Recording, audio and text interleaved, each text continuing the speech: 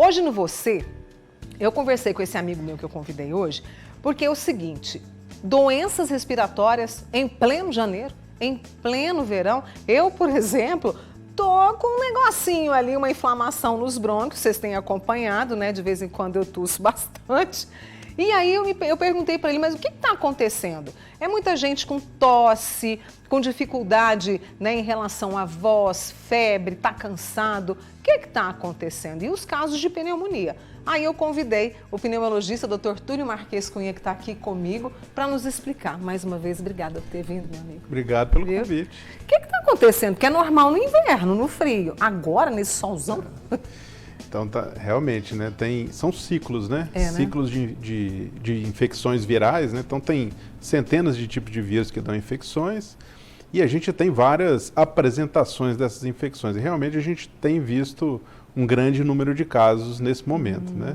Então, as apresentações são diversas, né, Mônica? Então, a gente pode ter desde uma rinocinusite, que o principal sintoma é nariz escorrendo, entupido, espirrando. A gente pode ter uma amidalite, ou dor de garganta, né, que eu tenho dor de garganta, dor para engolir.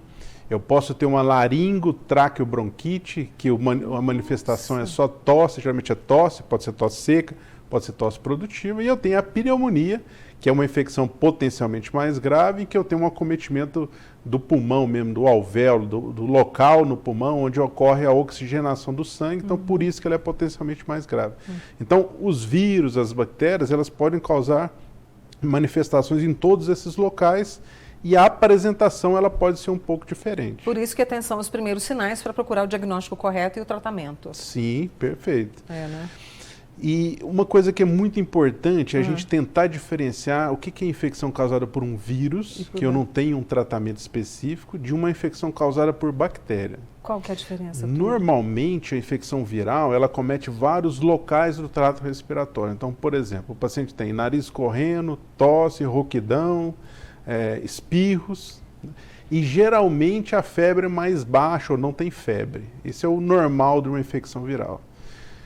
O caso da infecção bacteriana clássica, normalmente eu tenho acometimento de um local. Então, por exemplo, tem uma infecção de garganta, né, uma amidalite bacteriana. Então, eu vou ter dor de garganta só e febre geralmente alta, prostração, dor no corpo. Se eu tiver uma pneumonia, eu vou ter só tosse com catarro geralmente amarelado, esverdeado, mas eu não vou ter nariz correndo, vou ter espirro. Então, essa é uma maneira da gente poder diferenciar. Normalmente, uma infecção bacteriana ela tem uma febre mais alta, normalmente uma infecção viral, ou ela não tem febre, ou ela tem uma febre mais baixa. Existem exceções, nós vivemos alguns anos, né, infecções graves por Covid, por influenza, potencialmente por qualquer outro vírus, mas é assim mais ou menos que a gente diferencia. Antes de entrar no tratamento, deixa eu trazer, porque a participação do nosso público aqui é maravilhosa, muito obrigada a você. A Gislene disse que já tem mais de 2 semanas que está com tosse e sentindo que o peito está cheio. O que pode ser? Não, é assim, difícil falar, mas, né, isso é um sintoma que parece essa laringotraqueobronquite que eu falei, né? Uma coisa que é interessante, Mônica, às vezes você tem uma infecção viral, né, e o que o vírus faz? O vírus, ele lesa o epitélio respiratório, a porção por onde passa o ar, e expõe receptor de irritação na via aérea. Então, a via aérea passa a ser sensível a irritantes. Então, situações que normalmente não te davam tosse, passam a te dar tosse. Então, às vezes mudança de temperatura, às vezes um pouquinho de refluxo, às vezes um cheiro mais forte, às vezes conversar muito, rir muito. Então, isso é relativamente comum. Isso é chato, mas não é grave. Normalmente a tosse é tosse seca e às vezes ela vem em crise, né? Tosse, tosse, tosse. Às vezes chega até enjoo, às vezes atrapalha dormir. Então isso é muito característico de uma situação que chama tosse pós-infecção viral. Então a gente tem que ficar tranquilo que isso vai passar. Pode durar até 90 dias e ela vai melhorando até sumir. Então isso é muito comum.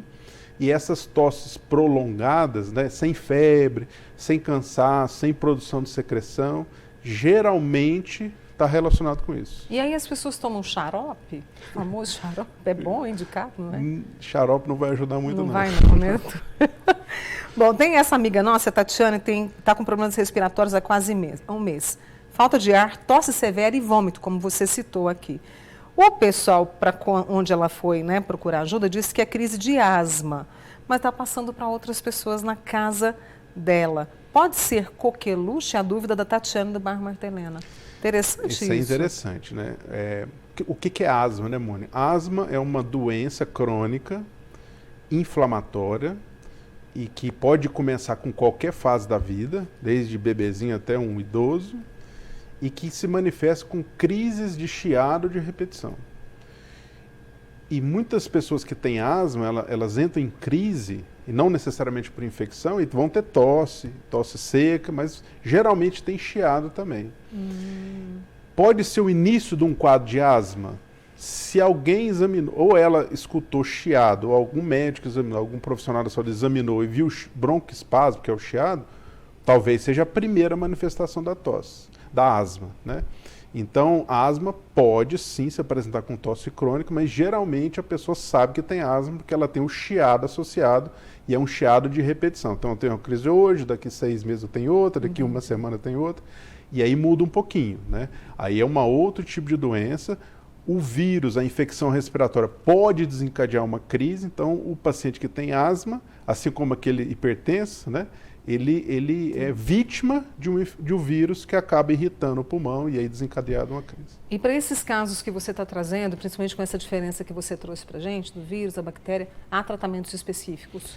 O vírus não existe tratamento. Existe tratamento. O que a gente acaba fazendo é dando sintomáticos, né, para aliviar os sintomas. Então, se tem febre, um remédio para febre, para dor, às vezes algum produto, um soro fisiológico para lavar, ajudar a desentupir o nariz e acalmar o coração, porque vai melhorar, né? Esses quadros são, na grande maioria dos casos, autolimitados.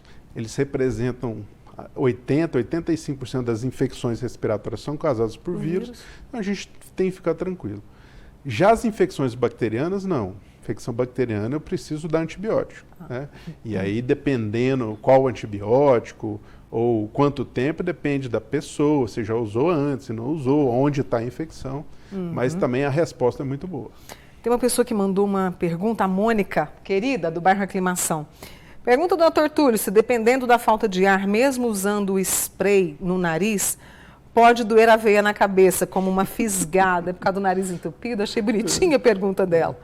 Então, normalmente, né, quando você tem um quadro de rinocinusite, o nariz fica entupido. O que é o nariz entupido? É o vaso que tem dentro do nariz que está dilatado, né? Então ele entope a passagem de ar. Então você não consegue respirar pelo nariz, você acaba respirando pela boca. E o que acontece? Os seios da face, né, a face tem ossos e esses ossos são ocos e são aerados, né? Então tem ar dentro dele. Então ele produz secreção, porque tem um tecido lá, e essa secreção drena para dentro do nariz. Então se eu tiver um quadro gripal, por exemplo, que o nariz está entupido, muito inflamado, eu vou impedir que isso drene e eu vou acabar tendo essa sensação de congestão. Então nariz entupido, sensação de ouvido cheio de água, pode ter dor de cabeça. Então, na grande maioria das vezes também, eu resolvendo o quadro do nariz, lavando o nariz com soro, esperando um pouquinho, isso vai recuperar e eu não vou ter que precisar fazer nenhum tratamento, por exemplo, com antibiótico. Mais perguntas para você, mas que turma boa! Denise mandou aqui para mim, está lá no Tocantins. Sou asmática e uso bombinha, só que estou usando uma bombinha por semana. Posso diminuir o uso? Sente muita falta de ar e aí entra na questão, né? Ela está na fila de espera desde 2022, aguardando a consulta com o pneumologista. O que ela pode fazer? Ou a situação? Então, eu acredito que a bombinha que ela está utilizando é um broncodilatador de resgate, né? Então, não é que ela pode diminuir. Esse medicamento ela deve estar usando quando ela tem sintoma. Então, se ela está tendo muito sintoma, precisa sim fazer um ajuste no tratamento, porque o tratamento da asma é baseado com corticoide inalatório. São medicamentos, são bombinhas inaladas que você acaba desinflamando o pulmão. Então, é um corticoide que age topicamente, localmente no pulmão, com pouquíssimo efeito colateral no sistema. Então, o que a gente precisa provavelmente fazer é aumentar a dose, ou acrescentar a dose do corticoide inalatório, ou acrescentar o do remédio, para que ela não precise usar tanto medicamento assim. Então, assim, precisa realmente passar no pneumologista para que seja ajustado e ela mude a vida. Tem tanta pergunta aqui, eu vou tentar responder o máximo possível, viu, gente? A Marinês tem 58 anos, tem DPOC e um cisto no pulmão. Tem muitas câimbras, tosse, falta de ar. O que ela pode fazer para melhorar? Bom, o DPOC é um outro tipo de doença pulmonar causada pela fumaça mais de 95% dos pacientes causado pela fumaça do cigarro. Então, o paciente também tem tosse crônica, que pode ou não ser produtiva, ela tem falta de ar, que vai piorando ao longo do tempo, etc. Então, é uma outra doença, né? Então, esse paciente também precisa ver o que ela está usando de medicamento para tratar essa doença. Hoje tem medicamento, inclusive, dado pelo governo, através de um processo chamado LME, o paciente consegue pegar isso gratuitamente e o paciente responde bastante.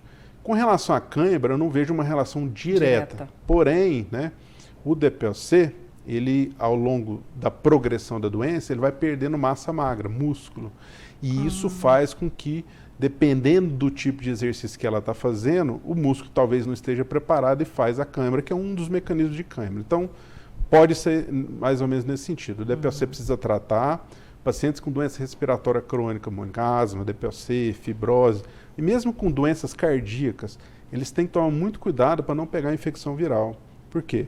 Porque um quadro desse gripal num paciente que não tem nada, ele pode ser muito simples. Mas num paciente que tem uma doença grave, que tem uma reserva muito pequena, pode fazer com que ele interne, precise de UTI, etc. Então, as pessoas precisam proteger esses pacientes que têm doença respiratória. Eu brinco no consultório, né, que pacientes mais graves, né, que falam assim, ó, você tem uma netinha que mora lá na Noruega, faz 5 anos que você não vê ela está vindo te visitar, vai ficar 20 minutos. Depois ela vai viajar, vai ficar mais 5 anos sem te ver. Se ela estiver gripada, ela não vai te encontrar, porque ela vai te passar o vírus e você vai ter Então, é esse tipo de proteção que a gente tem que ter com essas pessoas. A Verônica, do bairro Nova Uberlândia, está com um problema de rouquidão e tosse, fez um remédio caseiro, não deu certo. Precisa procurar um profissional, né, Túlio? O que você acha? Geralmente, esses sintomas de rouquidão, tosse, nariz escorrendo, são causados por vírus e normalmente eles são autolimitados, né? Então, se ela tiver um pouquinho de paciência, vai passar. Agora, se estiver piorando, começar a ter febre, né, mudar o aspecto da expectoração, ela deve procurar um profissional da saúde, um médico, para que ela seja avaliada e corretamente medicada. A Abadia está preocupadíssima, está com tosse, com catarro, sem febre. É um vírus?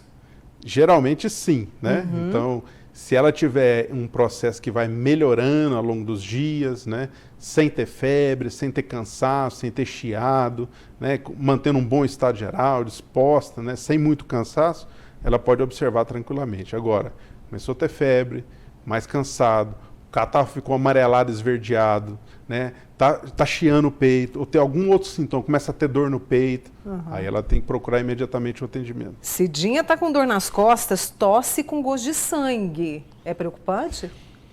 A dor nas costas, na maioria das vezes, ela acontece por uma alteração muscular pelo esforço da tosse. Mas existe, porque o pulmão em si ele não dói, né? O que dói é a membraninha, que chama pleura, que reveste o pulmão. Então, dependendo da característica da dor, né, se é uma dor que toda vez que eu respiro eu sinto a dor, talvez eu possa ter uma inflamação na pleura e eu preciso procurar. Se for uma dor muscular, que eu aperto, eu sei o local onde está doendo, é uma dor mais tranquila, eu posso ficar mais tranquilo. O gosto de sangue na boca, né, se é preocupante ou não, depende. Tem 2 focos de sangramento comuns respiratórios. O mais comum é que a gente chama de epistáxio, que é sangramento nasal. Então o sangue pode sair pelo nariz e ele pode escorrer lá no fundo da garganta e você sentir gosto de sangue. Entendi. Esse é tranquilo. Agora, existe um outro sangramento que é pelo pulmão, que a gente chama isso tecnicamente de hemoptise. Esse a gente precisa olhar. Então, precisa ela ver de onde está vindo esse sangue para a gente identificar e poder orientar direitinho. Conversa boa, né? Com o doutor Túlio Marques Cunha, pneumologista, que sempre atende aos meus convites, vem aqui e nos esclarece tanto. Vou pedir a você que não apague as suas mensagens, porque pode ser aí uma pauta para você. Túlio, obrigada. Eu que agradeço. Volte mais vezes, tá? Muito obrigada.